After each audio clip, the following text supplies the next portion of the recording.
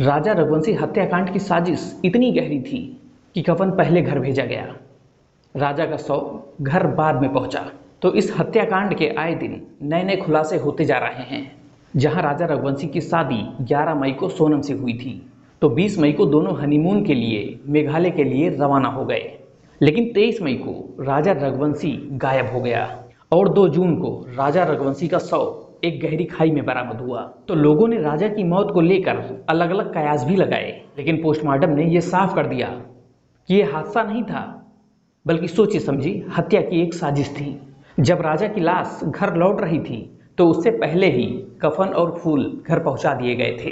ये किसी और ने नहीं किया था, बल्कि ये राज कुशवाहा वही था जो सोनम का प्रेमी है, जिसने राजा रघुवंशी हत्याकांड की पूरी योजना बनाई थी। उसने ही अपने दोस्तों से फूल और कफन मंगवाकर अर्थी को सजाने के लिए कहा था। जिस वक्त शिलोंग से राजा का शव घर के लिए निकला था, उस वक्त राज ने सोनम से संपर्क किया और दोनों लगातार एक दूसरे से बात करते रहे। क्योंकि सोनम उस वक्त इंदौर में छुपी थी, लेकिन हर पल की अपडेट उसके पास तक पहुंच रही थी। फोन पर राज द्वारा पल पल की खबरें दी जा रही थी। तो राजा का शव जैसे ही घर पहुंचा, तो मानो परिवार में दुखों का पहाड़ टूट पड़ा हो। चारों ओर बस रोने की आवाजें गूंज रही थी। चारों तरफ माहौल गमगीन था।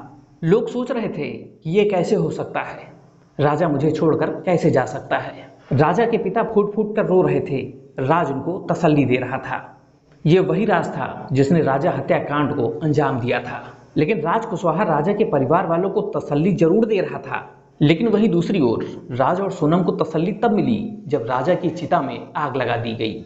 उन्हें अब भरोसा हो चुका था कि उनका गुनाह मिट चुका है, लाश जल चुकी है, सबूत खत्म हो चुके हैं। राजा रघुवंशी की हत्या की कहानी पहले ही लिखी जा चुकी थी। तो प्लान के तहत सोनम और राज ने मिलकर राजा को न सिर्फ मेघालय बुलाया, बल्कि उसकी हत्या भी कर दी।